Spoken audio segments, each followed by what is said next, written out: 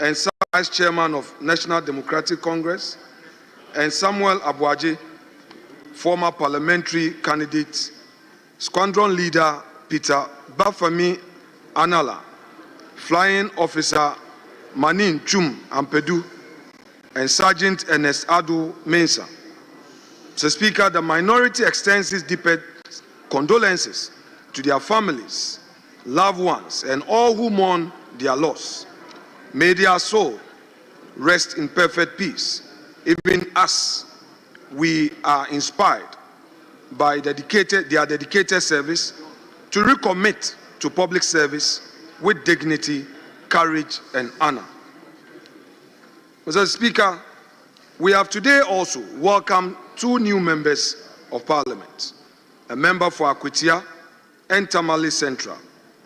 Their arrival is a solemn reminder of both the grief we share and the hope we carry for renewed service. Mr. Speaker, the state of our nation's governance presents a mix of trials and opportunities, from economic hardship on the home front to unsettling development on the international stage. These past months have indeed tested our resilience as a country. Mr. Speaker, Ghanaians remain concerned about the economy. While recent indicators show modest macroeconomic gains, these are yet to bring real relief to the ordinary citizen. The truth is, stabilization means little if the youth remain unemployed and families still struggle with the cost of living. The mass dismissals across key state institutions represent a direct assault on the integrity of public service. Competent officers who were employed have been sacked from office under directives from the Chief of Staff. These dismissals were carried out without due process, without cause, and in clear violation of constitutional and statutory provisions. These are politically motivated acts that undermine professionalism, weaken state institutions, and erode public confidence in governance. The recent labor unrest whilst we were on break shows a clear public discontent. Over 200 junior doctors have worked for 10 months without pay, and more than 800 remain unposted. Newly trained teachers and nurses have also gone months without salaries. These are the stories of hardship people face. A government that fails to pay its frontline workers cannot claim to care for its people. Mr. Speaker, it must be emphasized that the MPP government, whilst in office, initiated the 1D1F. This was conceived as a vehicle to drive industrial growth and create sustainable jobs through private sector participation. However, government actions in recent months show a clear lack of commitment to that vision. Instead of providing real support to existing private sector jobs and easing the cost of doing business, bureaucracies are being created, frustrating investors and entrepreneurs. This stifles innovation, discourages productivity, and risks choking the public sector with inefficiencies that private sector was meant to relieve. But, Mr. Speaker, no economy can grow when private sector initiative is replaced with political control. The time has come for government to walk the talk of ensuring that the private sector becomes the real engine of growth. Enough of the rhetorics. The 24-hour economy must not be an empty talk. It must provide a hope for many youths who expect jobs. Mr. Speaker, on the governance front, governance is about upholding freedom, justice, and the rule of law. The frequent arrests of opposition figures, journalists, and ordinary citizens on flimsy and politically motivated charges exemplify a pattern of harassment intended to silence dissent. They paint a troubling picture of a shrinking civic space in our democracy. Even more disturbing, young Ghanaians expressing frustration on social media have been targeted, questioned, and in some cases detained. The question we ask as a minority is this the reset we were promised, or an era of regression into intolerance? Mr. Speaker, The case of David Afenyo, a young man known on social media as Kwame Nkrumah #2, highlights the disturbing double standards in how justice is applied. After a live stream on social media, he was swiftly arrested, prosecuted, and sentenced to 7 months in prison. Much as the law must be applied, we must ask, is the state equally swift when government-affiliated individuals commit similar or worse infractions? Not long before this incident, during the Akwetia by-election, the NDC National Vice Chairman, Sofo Azoka, openly declared that there will be by-election in my constituency. That was a threat, plain and simple. Unlike in the case of Kwame Nkrumah II, the police have not taken action. Mr. Speaker, why is there no urgency on this matter? Why the speed in one case and silence in another? Justice must be seen to be done. Justice cannot be harsh on critics and lenient on those who are closer to power. The broader context deepens our concern. Mr. Speaker, on the 8th of September, the Bono Regional Chairman of the New Patriotic Party, Mr. Kwame Bafo Abronye, popularly known as Abronye DC, was arrested and detained on charges that appear politically motivated. The court ruling in this case raises deeper constitutional questions.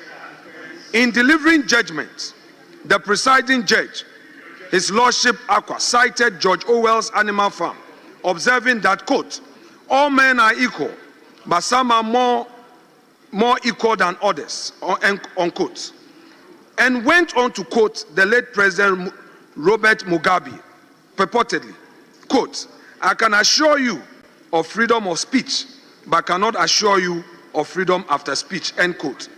Mr. Speaker, these remarks to us as the minority, coming from the bench, convey an unsettling message that equality before the law and freedom of expression may no longer be treated as fundamental rights, but as privileges subject to interpretation and power. Such reasoning, if left unchecked, sets a worrying precedent for democratic governance and judicial independence. The use of Orwell and supposed quote from Mugabe to rationalize the restriction of free speech undermines the spirit of our Constitution, which guarantees every citizen the right to express opinion without fear of reprisal. Ghana's courts have long stood as the last line of defense for liberty, and any departure from that role risks eroding public confidence in justice itself. The minority, therefore, finds this trend dangerous and calls for restraint, reflection, and a renewed commitment to fairness, equality, and the true meaning of freedom under the rule of law. Mr. Speaker, the minority registers its unequivocal objection to the removal of the Chief Justice, Mrs. Gertrude Araba Esaba Saki Tokonu. We believe the process lacked transparency, violated constitutional principles, and set a dangerous precedent for judicial interference. 3 separate petitions were referred to the Puaman Committee. The committee only had 1 petition, then adjourned proceedings for continuation on the 15th of September. Yet, without notice to any party in the matter, the committee suddenly submitted a report on the 1st of September, and within 2 hours, an announcement was made of a removal. Was that adjournment a deception, Mr. Speaker? Even more troubling was a warrant of the suspension. It claimed to have made a prima facie determination, but to date, no one has seen such document, and this raises serious constitutional questions. The so-called Puaman report remains a secret document. We, the minority, shall not relent on our demand for a copy and a full disclosure of this report. Mr. Speaker, this matter goes beyond one individual. If this false and irregular process succeeds, It endangers every independent constitutional body. The Auditor General, the Electoral Commission, the National Commission for Civic Education, and even the Public Services Commission could be targeted next under the same Article 146 procedure. The question that must even be asked, that when a person is removed as a Chief Justice, that he or she remain a Justice of the Supreme Court. This will destroy the safeguards of accountability and erase the principle of probity from our governance. If judicial independence can be manipulated in this manner, we should not expect free or credible elections in future. Mr. Speaker, the judiciary is the last line of defense for our democracy, and any act that undermines its independence strikes at the heart of our constitutional order. The minority will resist any attempt to compromise the sanctity of the judiciary. Ghana's institutions must be protected from political manipulation, and we will not sit idly by while dangerous precedents are set.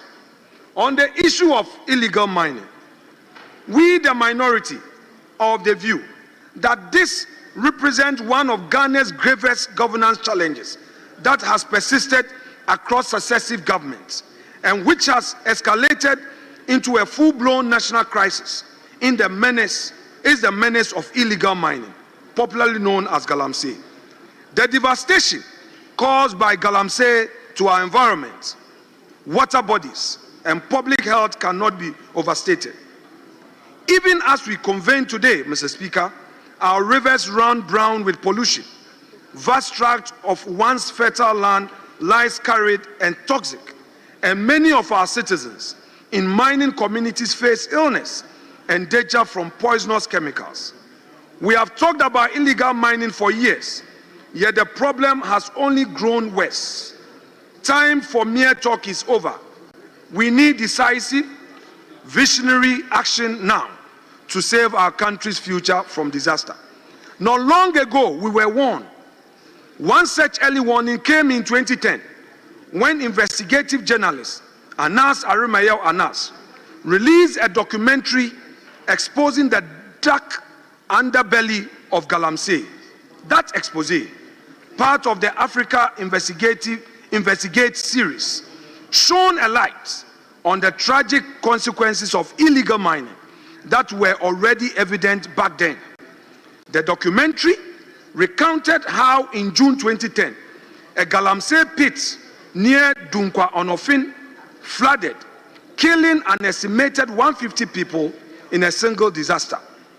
It showed the rampant corruption and complicity that allowed galamsey to flourish, including officials meant to enforce the law taking bribes to look the other way. It highlighted the environmental havoc being unleashed, rivers poisoned with mercury, cyanide and other toxins, local communities suffering flooding and pollution, fishermen and farmers losing their livelihood. Anas's work in 2010 was an early warning alert for our nation. Then again in 2015, Finance Minister Honorable Setekpe again brought this up at the Finance Committee hearing in Parliament when discussing reasons for the declining cocoa production in Ghana. Tragically, Mr. Speaker, those warnings were not heeded with the urgency and seriousness they deserved. Fast forward, today, the nightmare scenario is upon us. Just last month, new study by Pure Earth and Ghana's own EPA, Environmental Protection Agency, revealed terrifying data about toxin levels in mining communities. In some areas, mercury contamination in the soil is 134 times above safe levels, and arsenic concentration are over 4,000% higher than what the WHO deems safe. These poisonous metals are seeping into the water, into food crops, into the very bodies of our people. Doctors are reporting an uptick in children from mining areas developing kidney disorders and even finding mercury pellets in their x-rays. Children, Mr. Speaker, now require dialysis because of the poisonous fruits of galamsey. Our nation's future is being sickened and stunted. Mr. Speaker, despite being Ghana's top gold producer, the surge in unregulated small-scale mining has created an underground economy that drains national resources and benefits criminal networks. In just 8 months this year, small-scale gold exports surged to over $6.3 billion, according to the CEO of Ghana Gold Board. However, much of this trade is believed to be illicit. The state loses billions in revenue while communities suffer environmental devastation. The minority stands with all Ghanaians, calling for decisive action. We welcome the advocacy from civil society and religious leaders, and we support real solutions from tougher laws to sustainable alternatives. Mr. Speaker, we must also admit that the situation has worsened since this government came into office.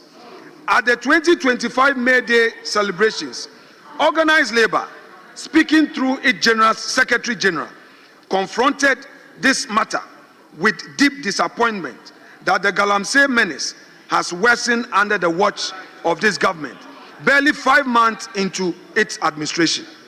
TUC's position was again echoed by the acting Chief Justice, Justice Paul Bafuboni, at the GBA conference in Wa, where he also described the crisis as worsening. Mr. Speaker, when Labour and the judiciary raise their voices together, we must listen because these are not partisan voices. Mr. Speaker, the time to act is now. If we fail to protect our rivers, land and communities, we risk failing an entire generation. Mr. Speaker, during the recess, a foreign policy development came to light regarding an agreement between the government of Ghana and the United States to accept some deportees. Mr. Speaker, the agreement of such magnitude, in our view, and we respectfully submit, should be subject to the parliamentary scrutiny and Article 75 of the 1992 Constitution. We therefore demand that this arrangement be brought before Parliament for ratification. Ghana's foreign policy must never be conducted in secrecy, nor should we compromise our sovereignty for expediency. We urge the government to always place Ghana's dignity first and ensure that any international agreement reflects our values and command the confidence of the Ghanaian people. In conclusion, Mr. Speaker, it is worth emphasizing that Ghana's story is of triumphs achieved through visionary leadership and the indomitable spirit of our people. The New Patriotic Party, during its time in government, championed bold initiatives that delivered tangible progress. We rolled out the free SHS policy, which opened doors for secondary education to youth from all walks of life. We pursued industrialization through 1D, 1F program, establishing 169 new factories nationwide and creating nearly 170,000 jobs for our citizens, constructing over 13,000 kilometers of roads, championing staff, making TVET education free, with all TVET institutions being facelifted. Mr. Speaker, this is the record of the previous government. Under MPP stewardship, Ghana's democracy deepened and economy grew to the extent that the world took notice. We therefore urge this government to walk the talk and by being bold with policy implementation. Enough of the rhetoric of 24-hour economy. We've had 1 job, 3 shifts. Enough of it. We want the reality to be seen on the streets of Accra. Finally, Mr. Speaker, we cannot afford to lose hope. Our nation has weathered many storms, and each time we have emerged stronger. The minority will continue to be the voice and the shield of the people in this august house.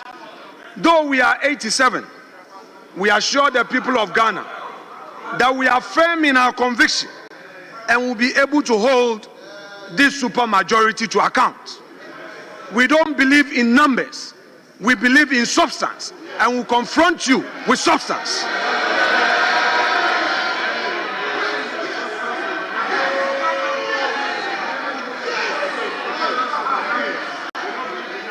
Mr. Speaker, we are a proud, mighty few. Mr. Speaker, we are a proud, mighty few who will speak truth to power and work tirelessly. Mr. Speaker, guided by discipline, hard work, and our faith in God. And Mr. Speaker, and inspired by your own hard work, when your party lost in 2000, you led a charge with fewer numbers, and within a short period, you made progress. We also inspired by what we saw in 2016, said that by 2020, your side had made progress. We believe in that same dream that come 2028, the minority will be the majority. Mr. Speaker, let us all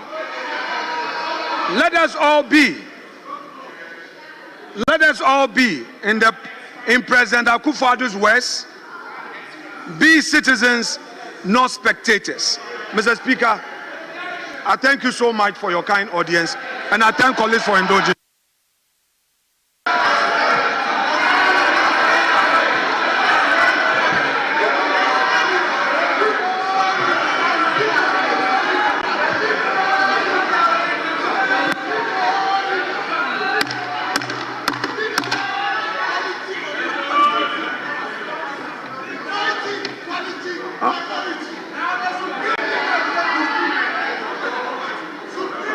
Honorable members, before I invite the majority leader, let me acknowledge the presence of our August visitors. I think they've just given an indication some have to move to do other businesses. We have 3 groups of visitors from the following constituencies: Sanerigu, Akwatia, and Tamale. So we have Tamale Senior High School, my alma mater, led by one Chris Avia, who is the board chairman of the school. There are 60 in numbers, 60 of them all the way from Sanerigu. Please, you are welcome. I spent some years in your constituency to educate myself at the Tamale. That time we called it secondary school, not senior high. So we are happy to have you here to see what we do here. Thank you so much for taking the trouble to come down. And I'm sure your student parliament will learn a lot from this and join that so that you grow up with this culture.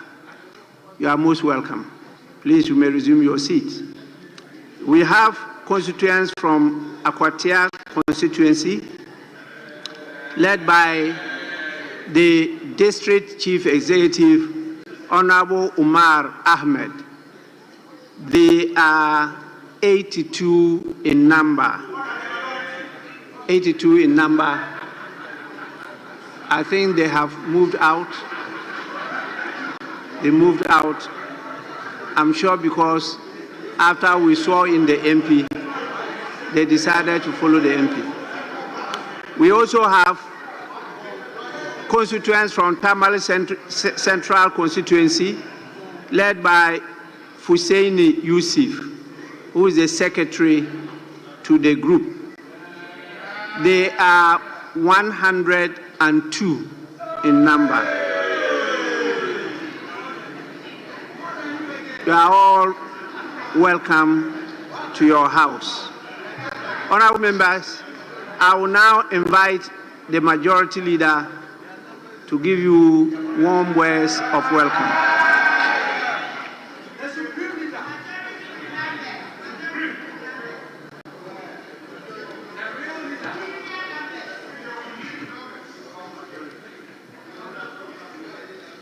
Right Honorable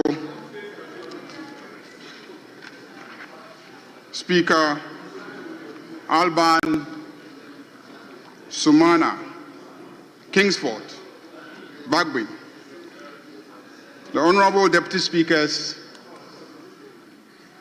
Honorable colleague, members of Parliament representing the 276 constituencies presently constituting the House, the Clerk of Parliament, and the parliamentary staff.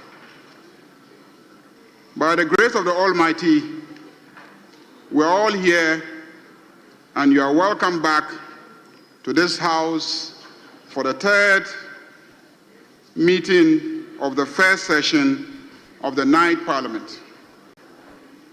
We have been duly summoned back by our most able Right Honorable Speaker, who remains a pillar of parliamentary democracy in the annals of our democracy's history.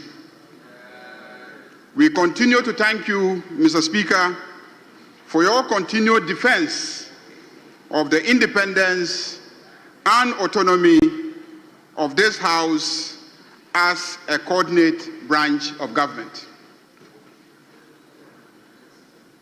I begin on a very solemn note. We must start by remembering our colleagues who died in that tragic helicopter crash of the 6th of August 2025. The Right Honorable Speaker has already mentioned their names, but suffice it to add that two were particularly close to us. The Honorable Dr. Edward Kofi Omane-Boama, a non-voting member of this House and the then Minister for Defense, and Honorable Alhaji Dr. Murtala Ibrahim, the then Member of Parliament for Tamale Central and Minister for Environment, Science and Technology. The other distinguished Ghanaians who perished in the fatal accident have all been mentioned, and I will urge colleagues to remember them in their prayers. And on behalf of colleagues in this House, let me extend our condolences to the families of the bereaved and urge all of us to support the efforts to maintain their children. A minute of silence has already been observed in remembrance of our colleagues. Let me thank this House for that. Right Honorable Speaker, this loss occasioned a by-election in the Tamale South, and in addition to an earlier loss of our colleague, which also occasioned another by-election in Akwatia. Mr. Speaker, in the two by-elections, the National Democratic Congress, the NDC party, won the elections. Mr. Speaker, winning Akwatia about 8 months in office signals the growing popularity of the NDC in government and general public positive rating of the government of the NDC under President John Dramani Mahama.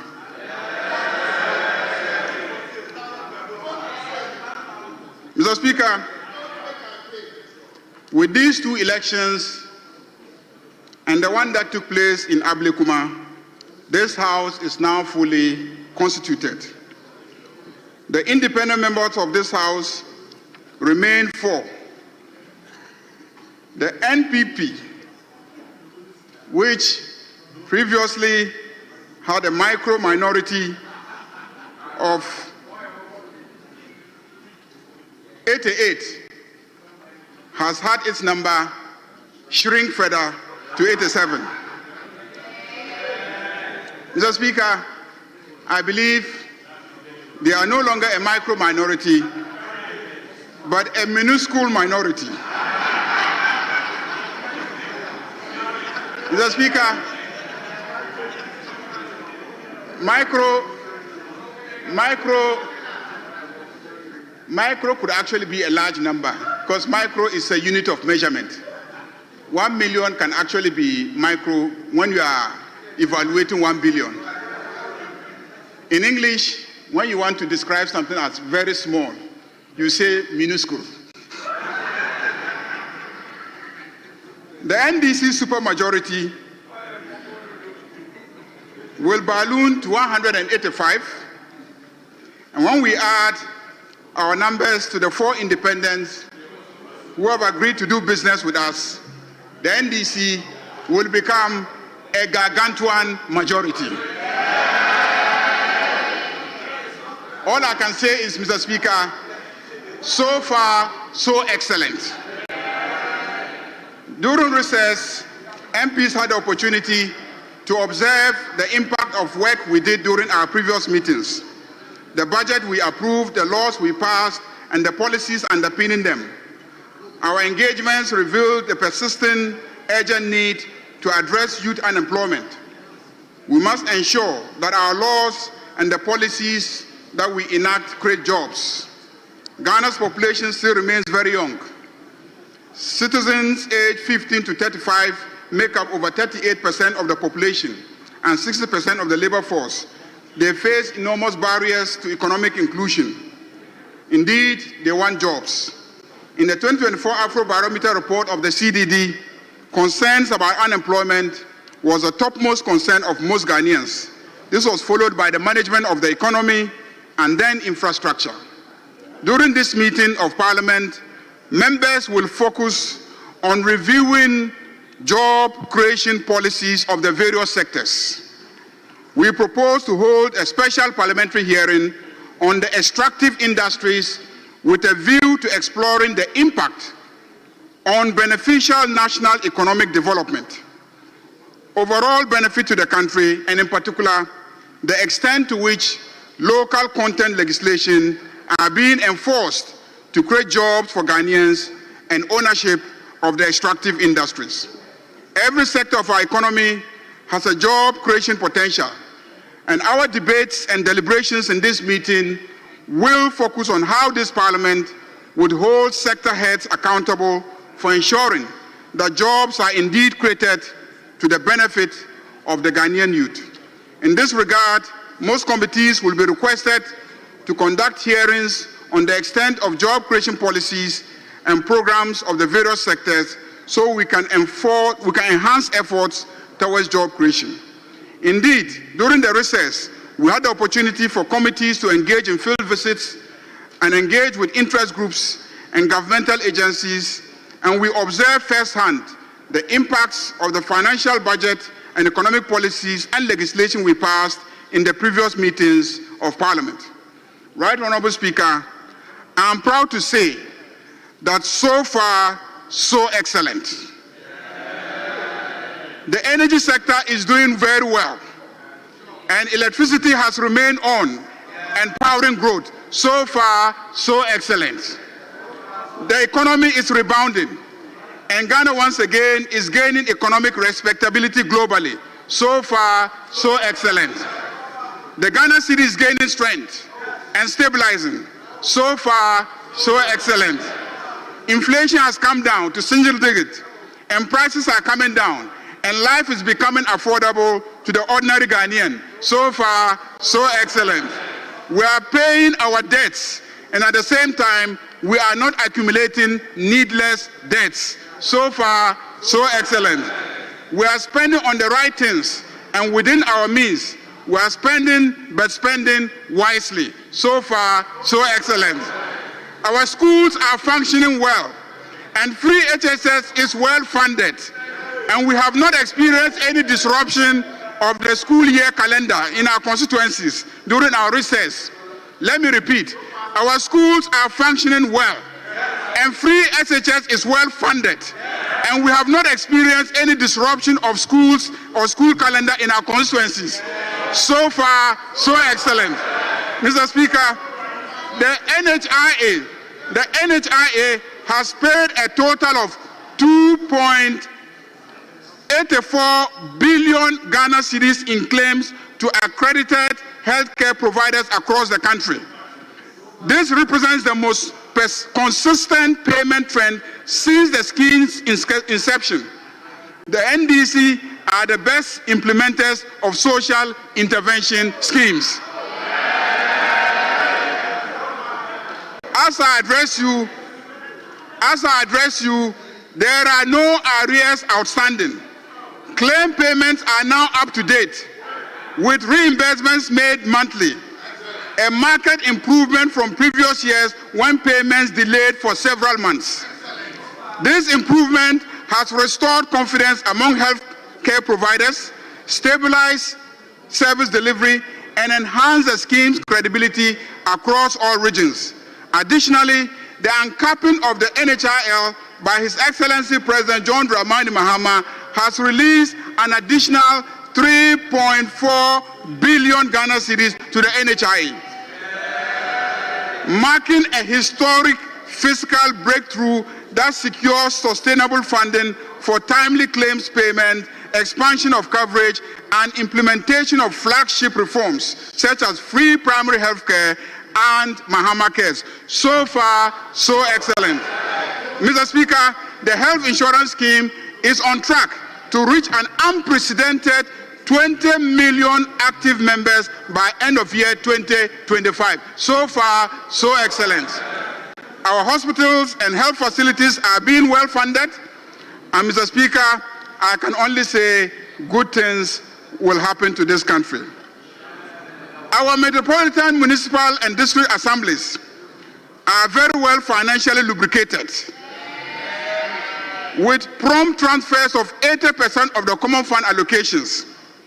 Total disbursement for the first quarter of 2025 was 711,334,852 Ghana cedis and 56 pesos.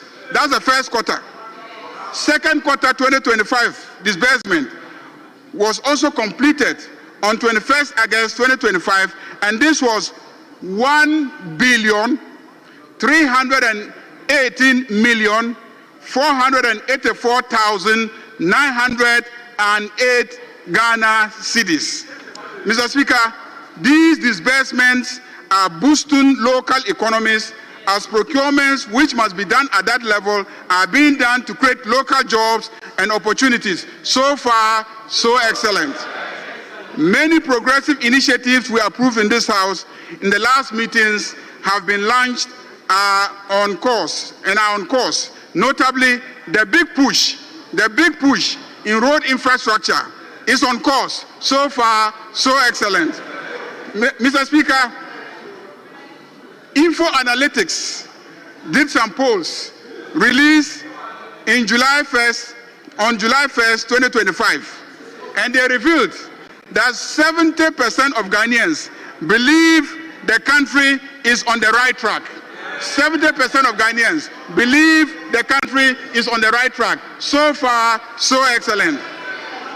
As of September 2025, Global Info Analytics Survey found 58% believed the government was doing enough to fight against corruption, and 53% said corruption had improved. So far, so excellent.